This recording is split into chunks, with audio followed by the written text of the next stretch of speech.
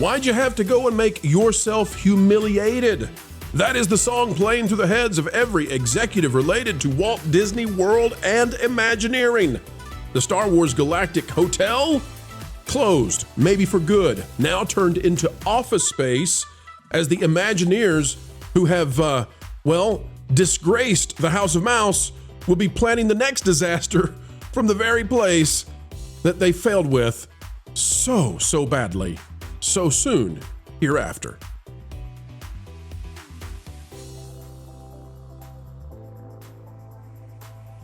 Hello, folks. Welcome back. It is a beautiful day, B-E-A-utiful, as I think I have heard it put before, coming to you from somewhere sunny USA, and it is not sunny at all near Disney's Hollywood Studios, the theme park where Star Wars Galactic Star Cruiser Hotel was supposed to be a big hit, but they refused to make it so. It's a conscious decision, and we'll explain that in this video. Folks, click the like button, and we will tell you why this is the irony of all ironies. This is the nightmare of nightmares for the Disney Imagineers. The irony is high with this one. I will explain why. Let's get started. Out of the wrap, breaking right now. Disney's $1 billion Star Wars hotel to be converted to offices for future Walt Disney World projects.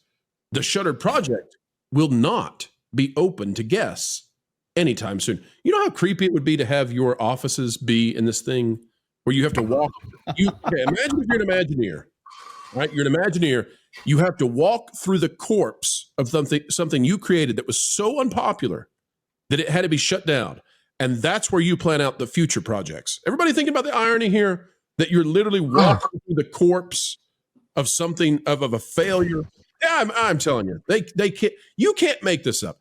Drew Taylor, the author, says, those looking for a return to the Star Wars Galactic Star Cruiser, all dozen of you, the $1 billion Star Wars themed hotel and experience that Disney opened on March 1st, 2022 and closed the following September shows no signs of returning to a galaxy far, far away.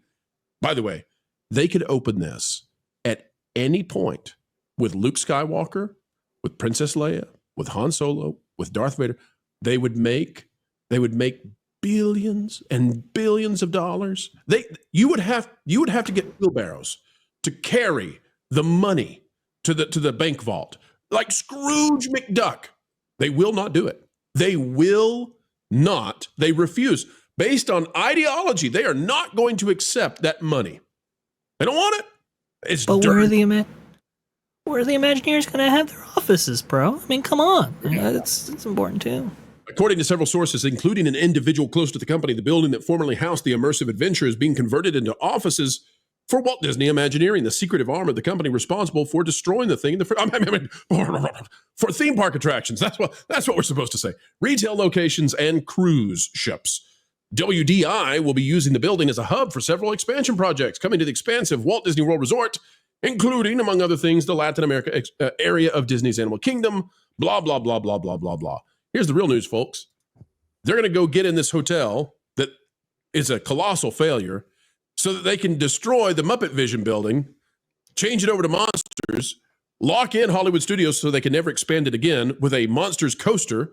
So that, they're going to screw this theme park in every way possible, and they're going to do it from a structure that they screwed up in every way possible. You can't make it up. It's delicious. It's not nutritious, but oh my gosh, this is the ultimate irony.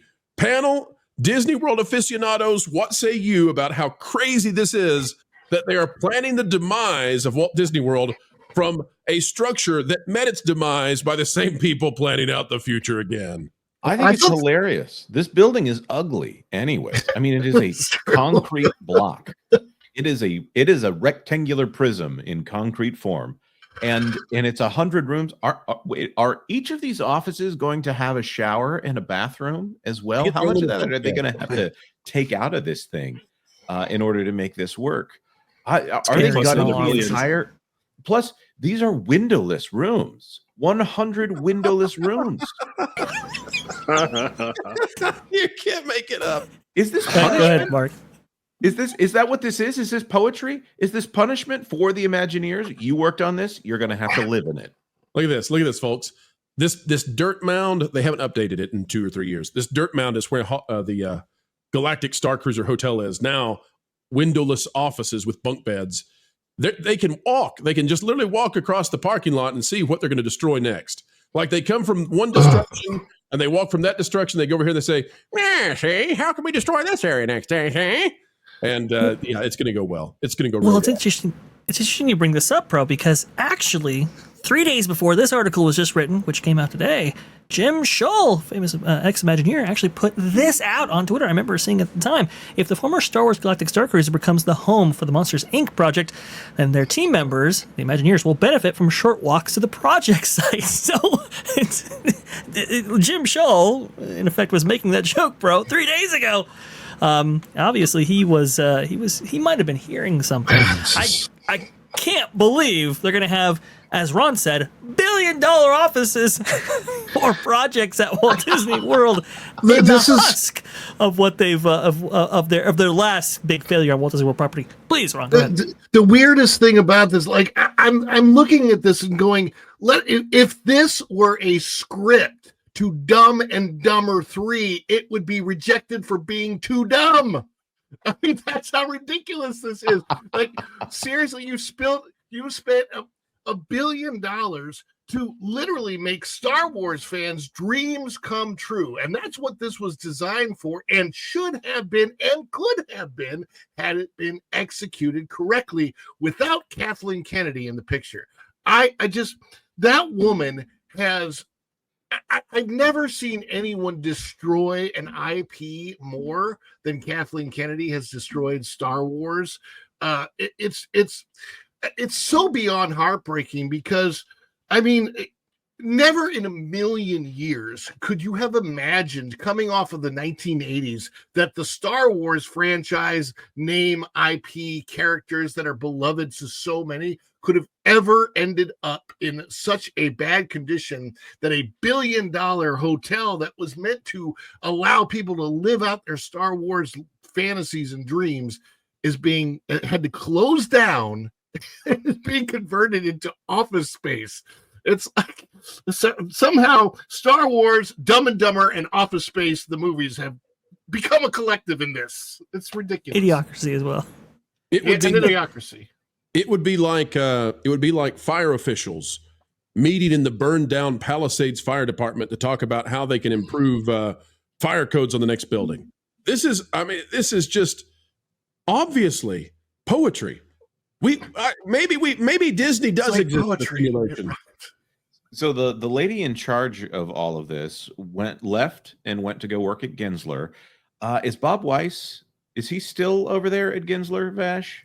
Yeah, from what I understand, he is. He hasn't made his way back to Imagineering. He kind of comes in and out every once in a while. He recently made the comments about how great Tiana's Bayou Adventure was and how joyous it was for him to go ride that at Disneyland, which has to be within the last 6 or 7 weeks because that's not been out at Disneyland for very long here. So this is delusional in my opinion. This entire company at this point, I would love to know why they said, no, instead of demolishing this entire thing, instead of converting it into, like the rumor was, and maybe an Agents of S.H.I.E.L.D. experience, except that now it seems like Marvel is so dead they couldn't get away with putting an Agents of S.H.I.E.L.D. experience in there, that all they could come up with is making it into an office space. And I made the joke about there being no windows.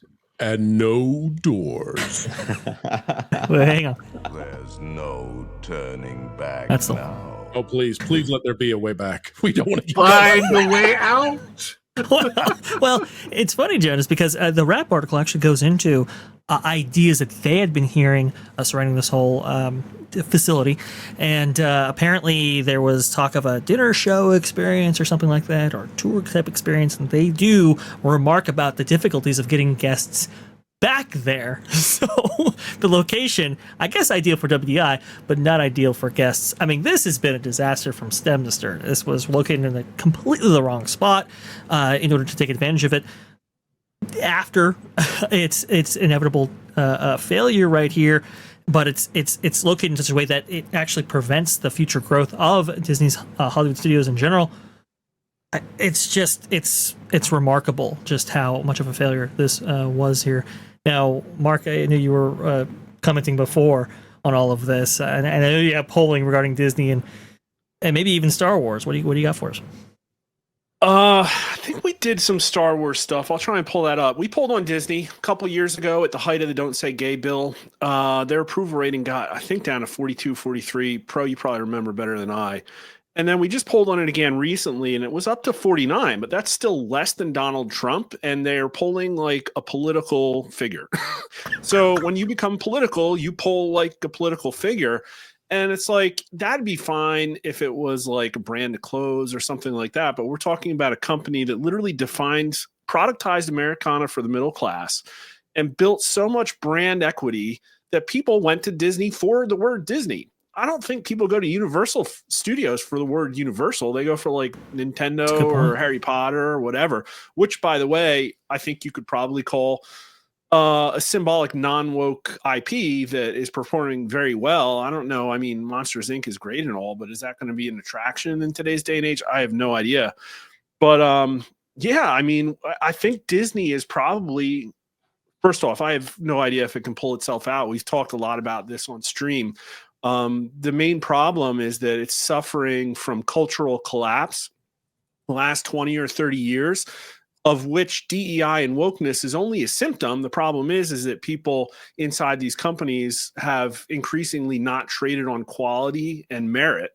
And so I don't know if Disney has the merit to dig itself out of the grave that it's put itself into, but I was just taking the time thinking through, like looking at, I saw Kathleen Kennedy with the producer credit on Jurassic Park. So I just spent some time on IMDb looking how she started her career. And okay, like maybe it's not, maybe she was a coffee getter for people, but like Poltergeist, E.T., Twilight Zone, Temple of Doom, Gremlins, Goonies, Back to the Future, Money Pit, Empire of the Sun, wasn't that an Oscar winner? Batteries Not Included. Who Framed Roger Rabbit? Like, she produced movies like for almost a decade before she produced her first sequel, and it was a good sequel. And then it's like, stuff started to take a turn. Right. So this is the ultimate case of trying to interpret someone's resume here. All of these are because she was the head of Amblin Entertainment, which is Steven Spielberg's production company. So a lot of this is association very specifically with her husband, Frank Marshall, and obviously in association with Raiders of the Lost Ark, which is one of the reasons that she ended up on Dial of Destiny, being able to do Dial of Destiny the way she did. But there is so much of, she's had very few successes that haven't been associated with someone else going in and actually doing the work. And I was actually, I actually defended Kathleen Kennedy back in the day, right when she got the job, and there was a bunch of people saying, "Oh, she's not a big deal." But looking at what she's been responsible, once you've removed those other people from the process, the George Lucases, the Steven Spielbergs, the Frank Marshalls, the work product has been pretty indicative. You're making my point. Joe, yeah, that's my point.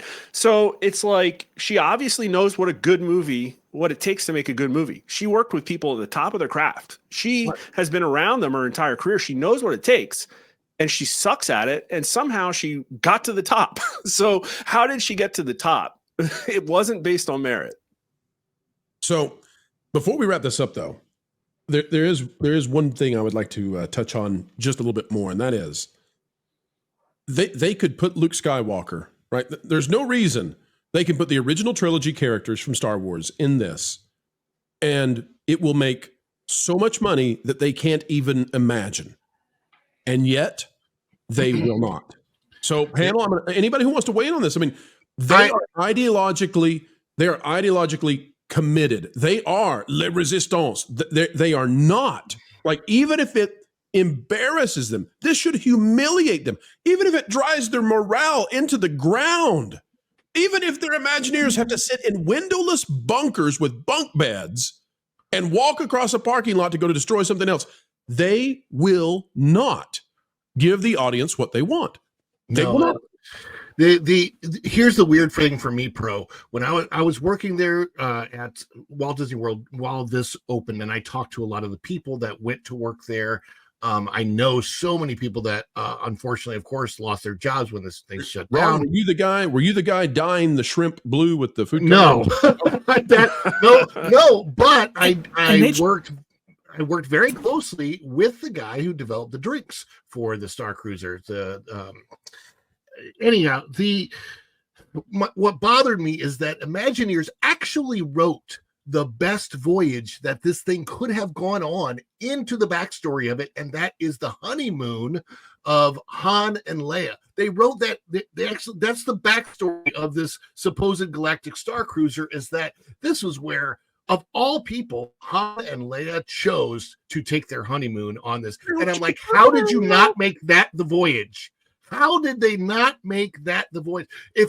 Can you imagine people actually getting in the mail when they spent the $6,000 and invitations and said, "Welcome, Voyager, just to let you know you have an invitation to go to the honeymoon ceremony, some type of a ceremony that could be on there for Han Solo and Leia."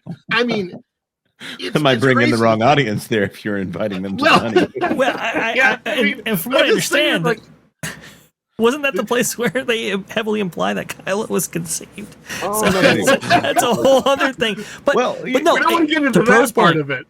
Well, to Pro's point, they absolutely can make money. And you know what? They do make money. Like on Star Wars Nights, for example, at Disneyland, that's when they bring out the classic characters. And oh, look at that. They have huge lines for them in order to meet these classic characters. Disney understands the value of their IP. They understand the value of classic Star Wars. They just don't want to do it because, like you said, Pro, they're so ideologically taken. And they want to shepherd their own thing, even though it's discount Star Wars. And it costs people their jobs. Like Ron said, they actually polled the best cast members from around Walt Disney World in order to take part in this deluxe experience. And unfortunately, a lot of them lost their jobs because of it. And it's so sad. Bottom line, folks, they're going to go from one destroyed project to go destroy more stuff with projects. And lest we lose the momentum of this, I want to talk about how in 2025, I think there's now a very serious chance that we see a collapse at Disney. As ever, folks, we endeavor to have a good time here on the Pro Channel, and I have to say that spending time with you, talking about things that truly matter, like the stories that shape our lives and our culture, well, it is the ride of a lifetime to steal from Bob Iger. And that's the only thing we'll steal from Bob because he has great security around his yacht. Folks, as we get ready to say goodbye, consider clicking the like button, share, subscribe, click it, and stick it to the algorithms. It is the notification bell. Drop a comment right on down below. Let us know your thoughts. We would love to hear from you. And folks, worry not, for more content is still on the way. 3 or 4 times a day, let's do 4. I think that's better. And you know what? Don't forget that the Pro Show is live Tuesdays and Thursdays at noon Eastern. You can also join us for our friends on That Park Place, our partner program. We have a good time there too. Folks, until the next time we get the opportunity to have a good time with you, keep learning, keep growing, and as ever, keep having fun. Why listen to music made by people and companies who really don't like you?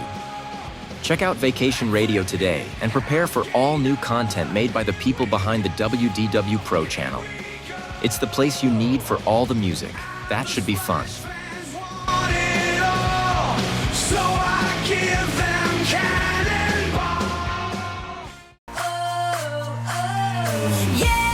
Hundreds of songs, every genre you can imagine. Listen live on YouTube and enjoy a set list that's always sunny. It's Vacation Radio.